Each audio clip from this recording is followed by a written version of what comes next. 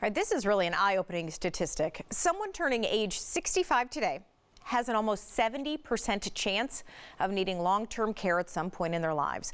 And it is no secret that can be very costly. So today I'm going to turn to Cory Sickles with Safe Harbor Retirement Group to talk about the best ways to plan. Cory Sickles is here with us once again. Thanks for being here, Cory. I'm glad to be here, Robin.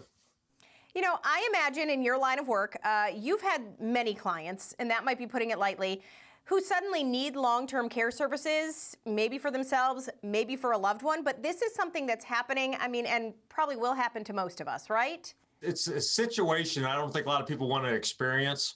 You know, for my generation, which is Gen X, and maybe even some of the baby boomers, are even kind of dealing with this situation right now with some of their parents.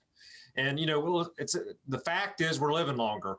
And one of the things I think we really need to look at is, you know, what are your chances to actually go into a long-term care facility or assisted living or, you know, something like that. And really what you're looking at is, you know, you have about a 70% chance of going in if you're over 65 years old.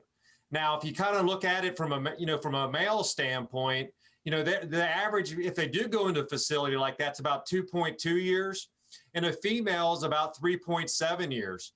And about 20% of the people that need that type of care are going to actually be in there longer than 5 years. Okay, and you know, we've talked about this before. Long-term care, as you mentioned, can have many different forms, right? So when you say that, it could be just assisted living, right? Memory care. So it kind of does run the gamut.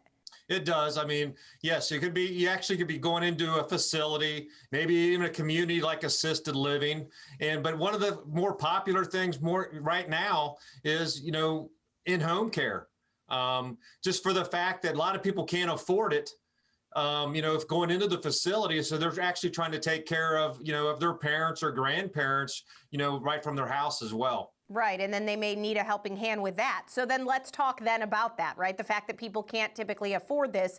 Long-term care can be high, no matter, you know, which form it is. So let's talk about that. Does Medicare cover that? You know, how do we end up paying for it?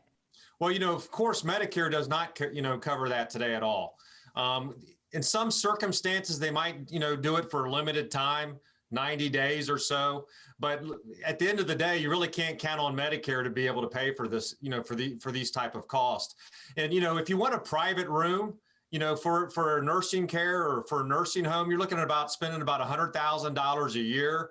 In-home care is maybe around $50,000, just to kind of give you an idea there. And, you know, one of the things I think you also need to look at is if you're over 65, about 15% of the people are going to spend over $250,000 over their lifetime for long-term care. So, you know, it's people are living longer. This is a major concern for a lot of people preparing for retirement. Okay, Cory, so what do you suggest if you know, we have these big exorbitant costs and we need the care, we want a smart way, right, to be able to pay for that? Yeah, I think the old days of, you know, buying long-term care and you pay into this thing, and then if you never use it, you lose all that money you paid into it. So there's definitely some options out there. A good way to be able to do that is use life insurance. Life insurance can pay for, you know, even whether you're actually at a facility, assisted living, or even if you're doing in-home care, what they'll allow you to do is in some cases use that death benefit to be able to pay for that long-term care.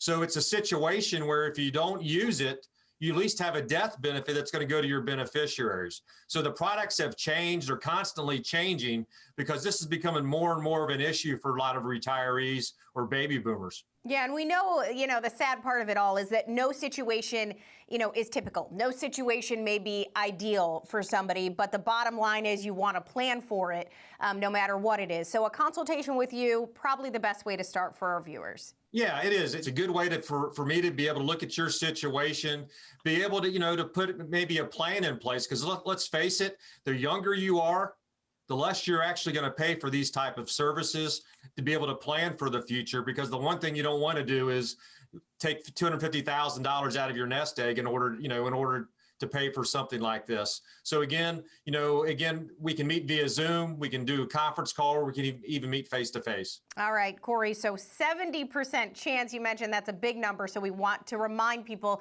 plan today for that if it is in your future. So Cory Sickles with Safe Harbor Retirement Group, thank you so much. Thank you, Robin.